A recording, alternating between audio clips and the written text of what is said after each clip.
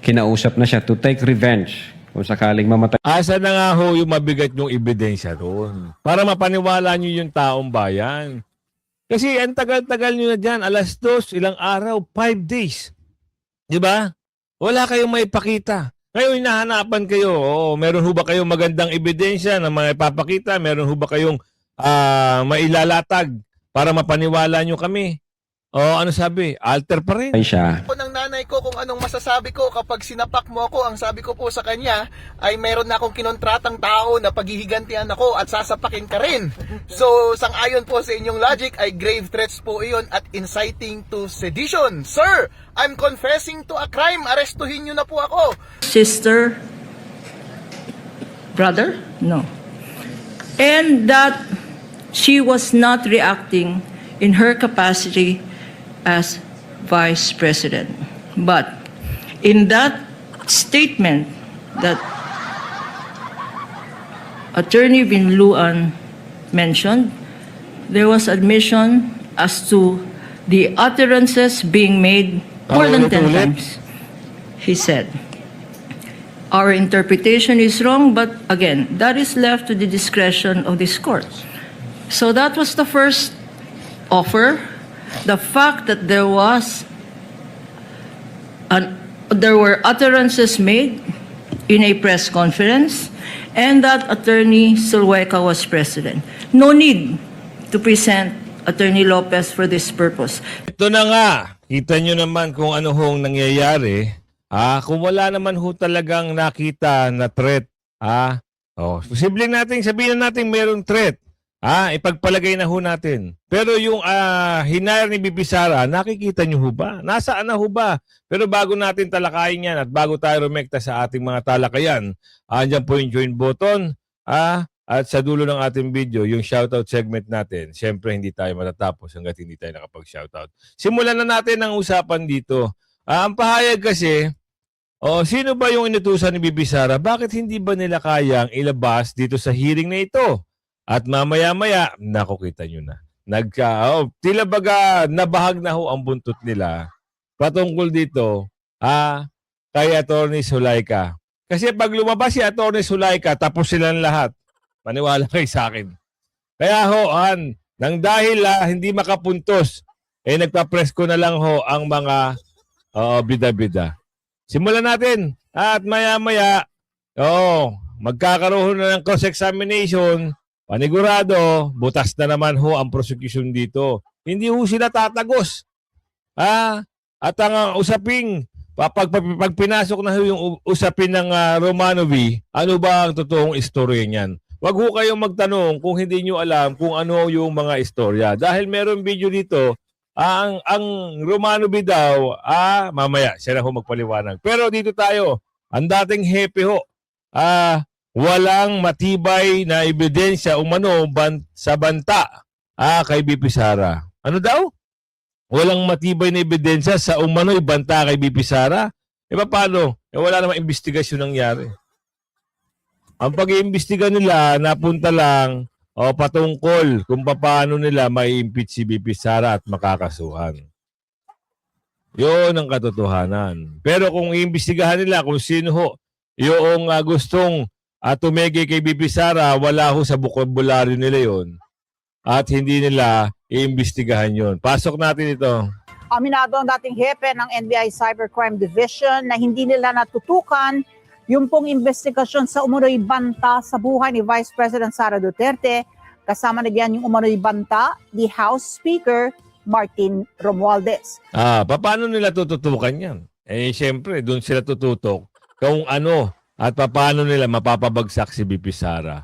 Simplihan lang natin. Ano ba at bakit tumatayo ang witness dyan?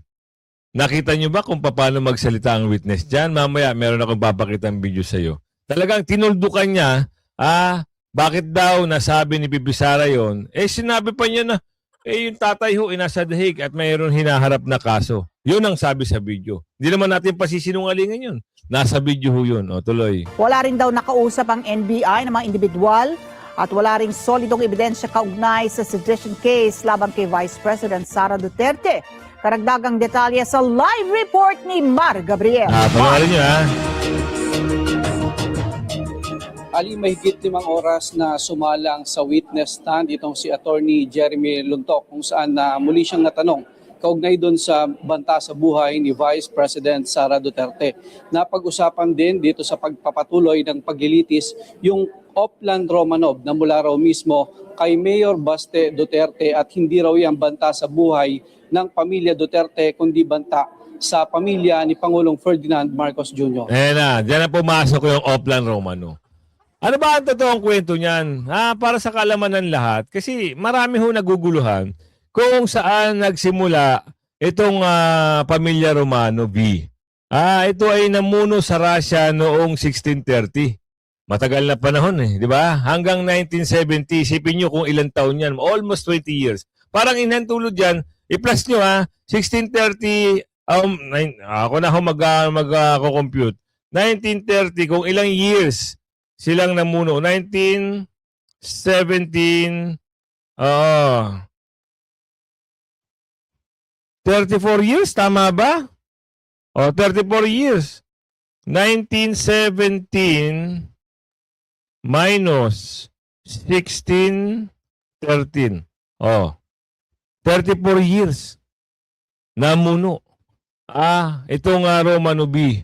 Sino ba ang huling pinuno ng Romano, ng bansang Russia? Ang huling pinuno ay si Nicolas II. Ngayon, ano ba daw yung sinasabi ni Senator Baste patungkol dito? Ang tinutukoy ni Senator Baste ay ang pamilyang Romano B, ang huling maharlikang pamilya. Russia sa pinaslang noong 1980 matapos ang revolusyon ng Ruso.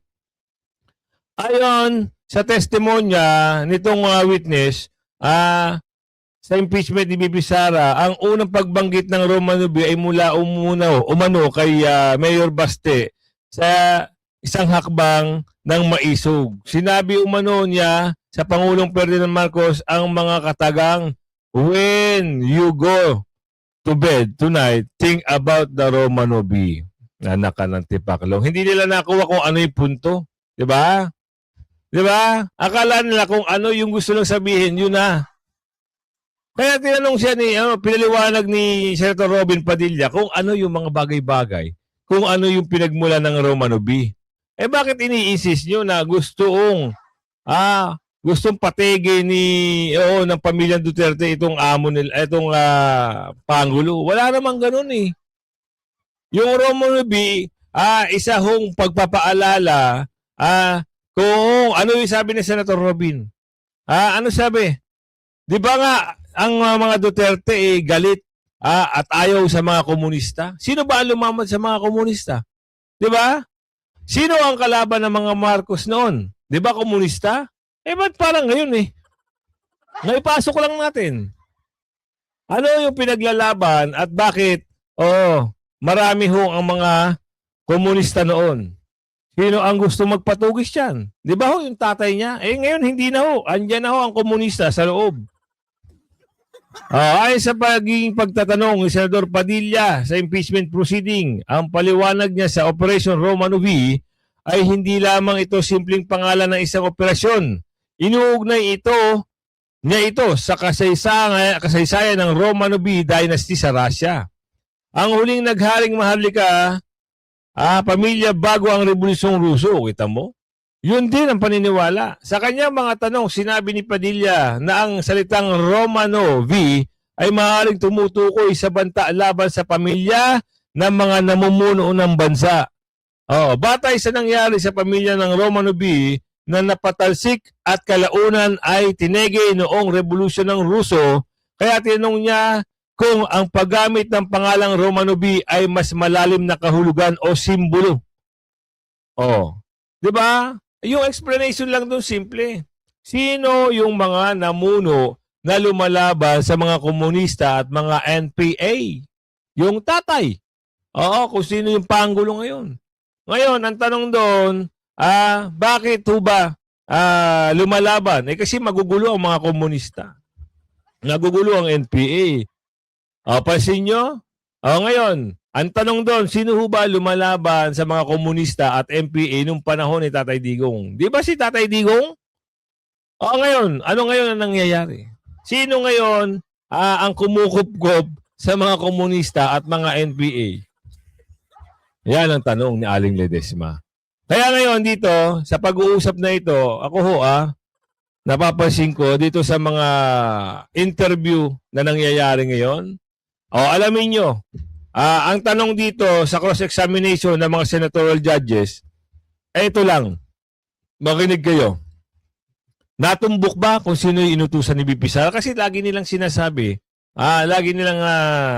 sinasabi doon na nagsalita si BP Sara, may inutusan na siya at meron na siyang kinontrata. Yun lang laging pronouncement ng witness. Pero hindi niya sinasabi doon yung pangalan. At laging niyang sinasabi doon na hindi ako dapat ang sumagot niyan. Dapat yung intelligence. Kita nyo na. 'Di ba? Paano ngayon nyo mapapatunayan na talagang meron talagang binayaran, kinontrata man lang si BP Sara dito sa pinag-uusapan nyo dyan sa trial, ni wala ho kayong nilalabas. Mula unang senator judge, yan lagi ang sagot. Wala ho akong alam sa mga ganyan. Kung sino ho yung tao na inutusan. Sa intelligence nyo, sa intelligence siguro namin, bakit pa nandiyan pa kayo? Diba? Alamin natin.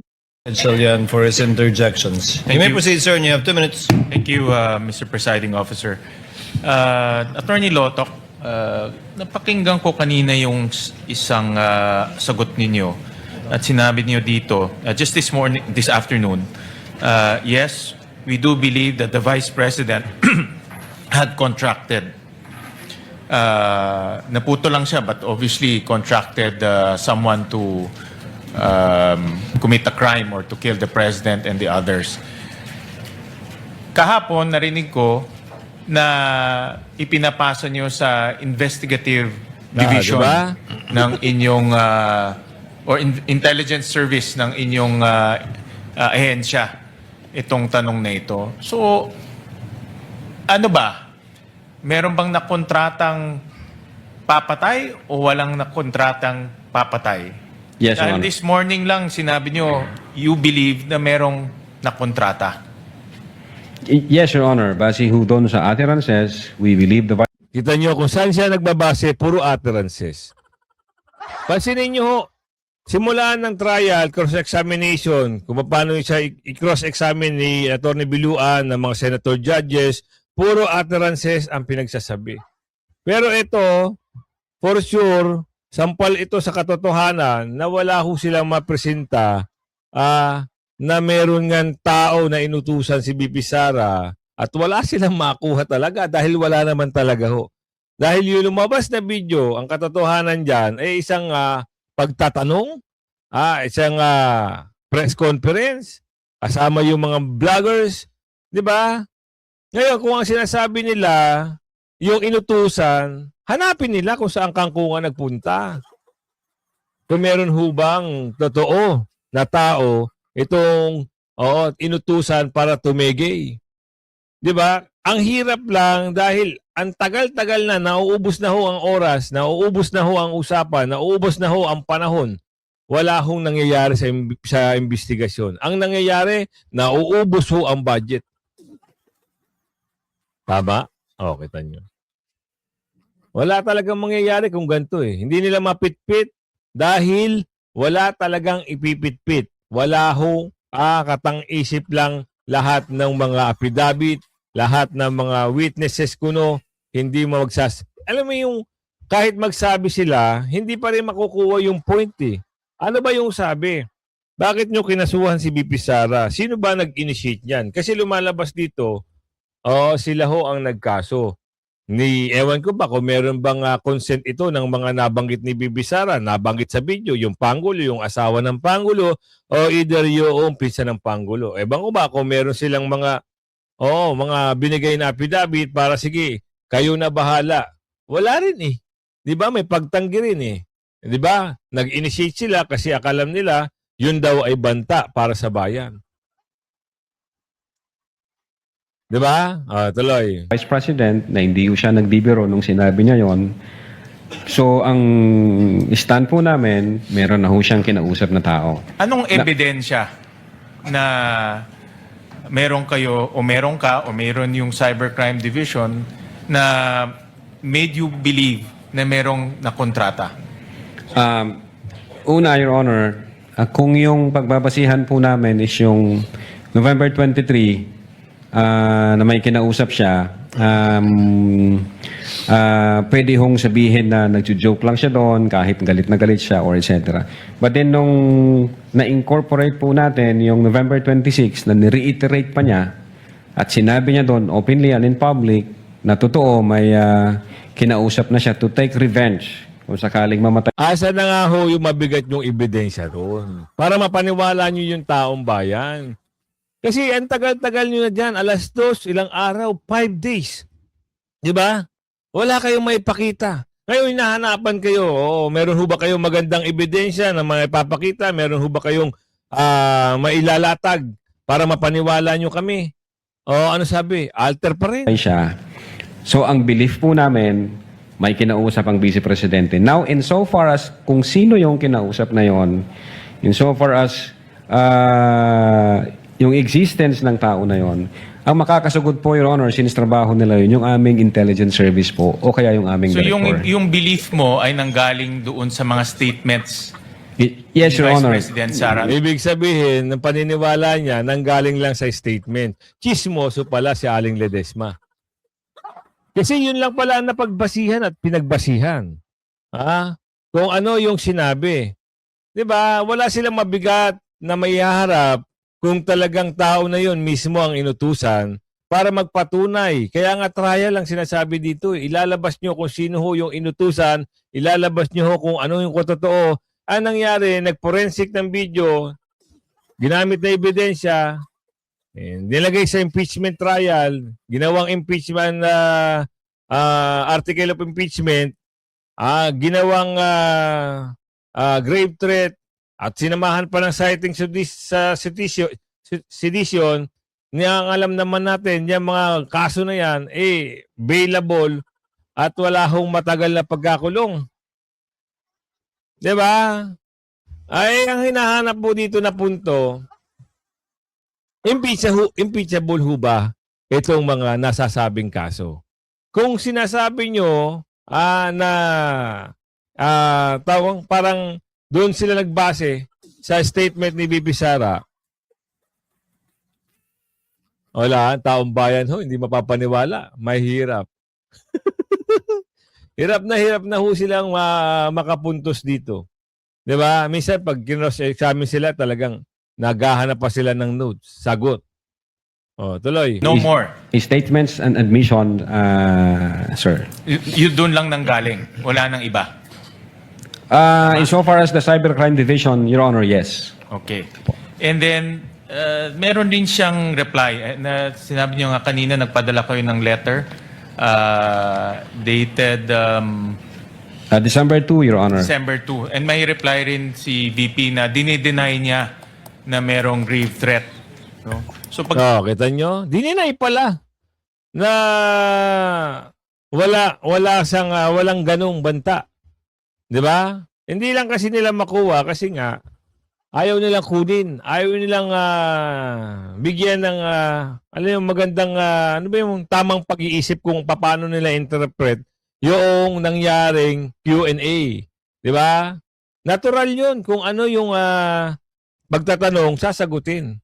Ay pinakita lang 2 minutes na video, hindi nila nakita yung video kung paano nagsimula yung ganong eksena. Basta pagbasihan nila kung ano sinabi doon sa video. dininay niya na ginawa niya yung grave threat, obviously dininay niya na may kinontrata siya. 'Di ba? So bakit pa rin ninyo i-file o recommend na mag-file ng grave threat and inciting to sedition kung may denial na? Yan ang magandang tanong dyan. Kung meron na hong denial at wala naman kayong makitang ebidensya, witness na ipapatunay sa investigasyon nyo, bakit nga naman diniretso nyo pa yung pagpa-file? At hindi naman nakialam yung Pangulo, yung asawa ng Pangulo at yung pinsan ng Pangulo para sila ang mag-file. Kasi sila yung nasasabihan daw sa video ko na merong pagbabanta si BP Sara. 'Di ba? Kung hindi si Pangulo, asawa ng Pangulo at yung pinsan ng Pangulo ang tatayo dito, di sana hindi na kayo nag-file ng kaso. Sino ba kasi nasa likod niya? Nagtatanong hulang kami. 'Di ba? Kaya ngayon, tataka tayo bakit tila baga hindi na nila tapusin muna natin 'to. Tila baga ayaw na nilang maging witness o ayaw na nilang pa-attend na si Attorney Lopez Zulaika. Bakit? Lalabas ang katotohanan. Kaya doon nagsimula yan, dyan sa mga ganyan-ganyang bagay, dahil doon sa pag-o-order nila, bakit ayaw nila ngayon ipasok? Diba? Lagot dito yung in good governance. Kuno, yung committee in good governance. Lagot dito. Ngayon, natakot sila ngayon kasi matutumbok dito kung sino nag-utos eh. Meron hong video, kung naalala niyo yung video kung sino nagpapunta doon sa loob ng detention center ng Kamara at nag-o-order na ilipat. Bakit ngayon pinatigil nila? Dapat iharap nila si Atty. Zulaika kung anong pinagmulan. Nakukuha nyo?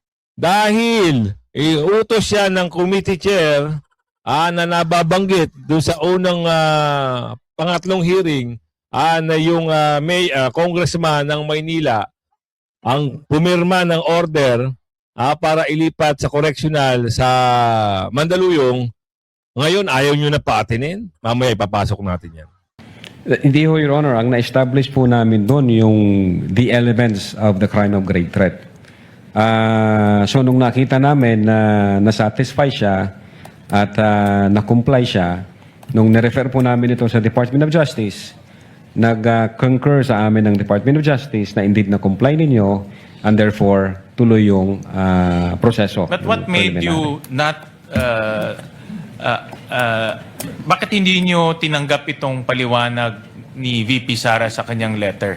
Dahil totoo. kaagad Bakit nga naman? dito sa letter niya, may denial na ginawa niya yung grave threat and therefore wala rin na kontrata, no? Kasi magkadugtong yun. Well, Your Honor, mere denial would not discount the fact na na-utter niya yon at may kinausap na siyang mga tao. Yun nga ang problema doon. Kaya namin siya gustong makausap personally para makapag-tanong pa kami ng other questions para makita namin, totoo ba itong kinontrata ng Vice Presidente o kinausap o hindi. Kaya lang, Your Honor, wala. Wala na. Puro palusot na lang ang nangyari. Kaya ito, nagtataka kami. Ngayon, ang hamon ni Atty. Respicio naman dito. Kasi ang nangyari, ito na, siya na bahala magpaliwanag. Gustuin mo na po ako. Dahil po tinanong ako ng nanay ko kung anong masasabi ko kapag sinapak mo ako. Ang sabi ko po sa kanya ay meron na akong kinontratang tao na paghihigantihan ako at sasapakin ka rin. So, sang-ayon po sa inyong logic ay grave threats po iyon at inciting to sedition. Sir, I'm confessing to a crime. Arestuhin nyo na po ako. Mga kababayan, magpakulong na po tayong lahat. Sagutin nyo po sa comments. Ano po ang gagawin nyo kay Atty. Lotoc kapag kayo po ay sinapak niya? Di ba? Ibalik natin doon sa kaninang usapan. Bakit nyo diniretso yung pagpapail ng kaso, pero wala naman yung complainant at nagpaliwanag na, nagsumulat na si BP Sara sa inyo? Hindi ho siya nag-appear. Yung kanyang sagot is mere denial lang, walang mga basihan, even circumstantial na basihan. So hindi ho namin siya sinama sa factor in considering whether or not a crime of grave threat has been committed by the Vice President. With your permission, Mr. Presiding Officer, just one last question. Nakita niyo ba kung merong capability si Vice President Sara? Definitely po. Ano ang nakita niyo? Ayan tignan nyo yung sagot ng mamang ito. Hindi ko alam kung ano yung punto ni Mr. Witness. Bakit niya nasabi ito? Ang tanong dito, may capability ba si BP Sara na gawin ito? Hindi nga nilang malaman kung sino yung tao na hinire. Lagi nilang sinisisi doon sa intelligence nila. Pero, ito yung tumbok niya. Galit ba kayo sa mga Duterte? Pati yung nananahimik na si Tatay Digong, dinamay nyo pa sa kwentuhan na ito. Sir naman, kung galit kayo sa mga Duterte, sir, wag nyo isama si Tatay Digong sa istorya nyo. Yan ho ay hearing trial. Diba? Pero dito, nakikita ni Aling Ledesma, tila may pagdidiin talaga dito. Meron. Nakita nyo yung punto? Panoorin nyo. Yung mga ebidensya kung meron siyang capability gawin yung kanyang sinabing pagbanta at yung kanyang gagawin. Well, for one, she is the Vice President of the Republic of the Philippines. And number two, Hindi naman porket vice president ka, may capability ka gumawa nun. Total. Di ba? yes, Your Honor, not necessarily. But alam naman po natin yung background, naging presidente ang... Hindi ka naman porket Senate President, may capability ka gumawa nun. Yes, Your Honor. Yun So, nga. anong ebidensya na meron kayong nakita na kaya niyang gawin nun? Alam naman po natin yung background na yung tatay niya na dating presidente ay hinaharap ngayon yung kaso sa ICC. Ano kinalaman ni Tatay Digong sa mga istorya nyo dyan? Kayo ay lumalabas sa witness. Hindi kayo kukwento-kwento. Pati yung nananahimik na doon na nakakulong, dinamay nyo pa sa capability ni Bibi Sara. Hindi nyo nga malabas kung sino yung sinasabi sa tanong ni Senator Win Gatchalian na meron ba at nasan at sino yung kinontrata ng Vice President. Wala kayong masabi. Ituturo nyo pa si Tatay Digong. Dahil sa mga extrajudicial killings, etc. So, tiningnan namin yon na indeed, being in that situation, may capability ho, aside from the fact na busy pa. Kawawa ho si Tatay Digong dito. Kawawa si BP Sara. Bakit? Kita nyo na? Yun lang ang kanilang paniniwala. Yun na lumabas sa hula. Yun na ang lumabas sa... Na-file nila yung kaso, yun lang pala ang nakita nila na ground. 'Di ba? Ngayon, bakit tila baga ayaw nyo na ituloy itong... When she uttered the statements that she had... Wait lang, Tony. Relax lang. Bakit parang ayaw nyo na atang gawing testigo o witness si Atty. Zulaika? Ngayon, ang tanong dito, handa naman si Atty. Zulaika Lopez dumalo. Wala naman hong problema. Kung investigasyon at kailangan yung makakuha ng totoong sagot, sasagot ho ang attorney. Ang tanong dito, paano ba nagsimula lahat ng usapin at kwentong ito? Nagsimula ho yan noong i-contempt nila si Atty. Zulaika. Lumabas sa mga video na hindi nagustuhan nitong nagpapanggap na guru-guruan. Kilala niyo ba yun? Taga-bundok din ho yun. Hindi nila nagustuhan kahit nagsasabi na ng totoo si Atty. Zulaika, ayaw nilang pakinggan dahil may plano silang ipakontempt si Atty. Zulaika. Pumukpok ang mama. Sino ho yung chairman ng committee in good government daw kuno? 'Di ba? Sa Tuwadcom, Tuwadcom, way back Tuwadcom hearing ito. Nagawa nila i-contempt si Atty. Zulaika, na ikulong nila sa detention ng Kamara. Ang problema, hindi pa umiinit, wala pang 24 hours. Oras pa lang na nasa loob sa detention, meron na hong order, permado. Sino ba chairman nun? Yari ka dito, chuchu. Ngayon, ayaw nyo na paimbestigan kasi lalabas ang punutulo. Puputok ang pangalan eh. 'Di ba? Kung sino ang nag-utos eh. Kung halimbawa, ito, for example na lang, walang alam talaga ang mga matataas at ang mga nagpapanggap nagtutulong-tulong yung mga maletagang.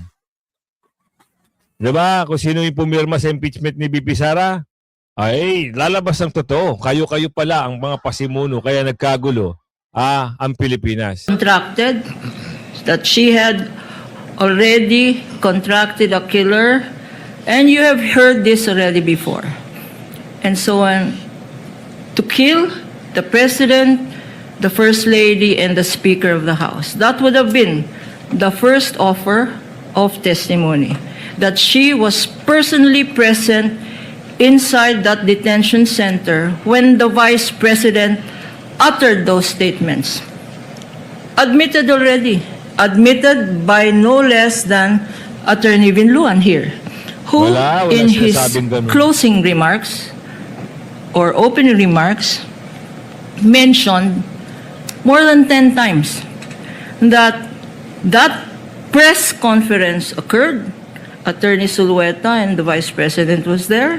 and that in that press conference or a live broadcast, the Vice President did utter the statements we have heard time and again. Ilabas nyo muna. Total naman, nagkaroon na ho ng arrangement dyan, meron na hong schedule. Palabas nyo si Attorney Zulaika para malaman kung sino ho yung tao na nag-utos dalhin siya sa correctional. Parang ililihis na naman ang kwento rito eh. Dahil lalabas ang katotohanan, iiwas na nila ngayon ng usapin kung sino yung nag-utos, kaya nag-meltdown si BP Sara, dahil may mga tao nasa likod niyan na ipakulong sa correction for women si Atty. Zulaika. Ilabas nyo para magkaalaman ng totoo. Bakit parang tinatago na ngayon dito ang dapat na mabubuko? Sino ba ang dapat mabuko dito? Kung sino ho yung nag-order at pumirma ng papuntang Bureau Correctional for Women. Exhibit P-4-10. Although Attorney Vinluan says yes, 10 times, I counted just now. I counted that the admission there as to the utterance was made 10 times. Although Attorney Vinluan did say that it is a matter of interpretation. He says that the Vice President did not act as Vice President when she made those utterances. He attempted to give a humane picture to the Vice President that she had reacted as mother, sister, brother? No. And that she was not reacting in her capacity as Vice President. But in that statement that Attorney Vinluan mentioned, there was admission as to the utterances being made more than 10 times. He said, our interpretation is wrong, but again, that is left to the discretion of this court. So that was the first offer. The fact that there were utterances made in a press conference and that Attorney Zulueta was president. No need to present Attorney Lopez for this purpose. Secondly, Natakot our po yan second sa purpose pasabog ni was Atty. that Zulaika. Malamang. Kasi lalabas na ang katotohanan. Di ba? Oo. Baka umatay si BP Sara kung sino ang punot dulo, tumbok dito. Kaya siguro nagawa na naman nila ng script, wag niyo ipatawag. Bakit? Ang pangalan ko ang puputok dito kasi wala namang order sa akin, bakit ako gumawa ng sarili kong order? Yun ang nakikita natin dito. Pati ho yung naghain ng naghain ng order, nandito. Bakit hindi nila ipatawag, 'di ba? Yan ang katanungan natin, bakit ayaw niyo ipatawag? Sino ho ba ang nag-utos at nag-order na ilipat sa Bureau of Correctional? Yun ang pinakatumbok, yun ang pinakamagandang malaman eh. 'Di ba? Tingnan niyo, panoorin niyo. in the last 4 trial days, we have had several hours of Wala na yan. Doon na lang tayo mag-focus sa kanina. Ayan. Attorney Zulueta Lopez was not only present, but so were other media personnel present there who heard the utterances of the Vice President. And lastly, we would have offered Attorney Zulueta Lopez to Zulaika Lopez to confirm the authenticity and the provenance of that video. Exhibit P-4-10. Yung punot dulo, ma'am. Miss Attorney. Yung punot dulo kaya nagkaroon ng ganyang issue. Yun ang tumbukin nyo. Para malaman kung sino yung nagpapagulo sa bansa. Kasi kung sasabihin nyo, kasama si Attorney Zulaika doon sa press conference at nandun siya, yun noong sinabi ni BP Sara yun, yan ho ay hindi ho mapapatotohanan kung wala ho yung tao na inutusan. Tandaan nyo yan, sabi ni Aling Marie. Ngayon, ang usapin na ngayon dito, bakit nyo pinipigilan lumabas si Attorney Zulaika Lopez Dahil ba matutumbok kung sino-sino ang behind para ipakulong at i-cite in contempt si Atty. Zulaika Lopez? Yun ba? At sino yung nang umorder? Yun ba? Huwag naman. Kailangan yung katotohanan tayo. Pero kung umabot sa video natin ito, ako ho ay naglalambing. Paki-like and share nyo yung video natin. At syempre si Mang Banat, huwag nyo kalimutan. Opo, panoorin nyo at subscribe nyo. At syempre, ito ng shoutout segment natin. Hindi tayo magtatapos hanggat hindi tayo nakakapag-shoutout. Ngayon, pasin nyo parang tila baga excited ang tao dito sa impeachment ni BP Sara. Ang problema, natatabunan na ho itong flood control issue. Mula kay Darlene Naravino, shoutout po sa iyo, ma'am. Happenings from, shoutout po, Miss A Story, shoutout po sa iyo. Ma'am Damanusa, shoutout po. Choi Talib, shoutout po sa iyo. Luz Steven, shoutout po. Maximo, shoutout po sa iyo. Adora Quiones Condo, shoutout po. Baba SK, shoutout po. Alfredo Ramos, Faith, shoutout po sa iyo. Cristina Arevalo, shoutout po. Buddy Custudio, user 4762. Sedi, shoutout po sa iyo. Dalia Fernandez, Altea rin sa Lumag. Lilan Avila, shoutout po sa iyo. Lauro Rojas, shoutout po. Vic Albete, shoutout po sa iyo. Aiza de Millares, shoutout po sa iyo. Warlito Conde Sr., Efren Carcilla, Virgilio Simpao, Coru Namin, shoutout po sa iyo. Neil Fernandez again, Happenings from 75 ba yun? Shoutout po sa iyo. Alfredo Ramos, and Warlito Conde Sr. Ngayon, yung mga subscriber ko mukhang hindi ata dumating sa inyo yung video natin kahapon. Hindi ko kayo nakita rito. Wala ata kayo, hindi kayo napadala ng notification, no? Kung halimbawa mapanood nyo ngayon to, balikan nyo ho yung video natin kagabi. Hanggang sa muli ho, bye-bye!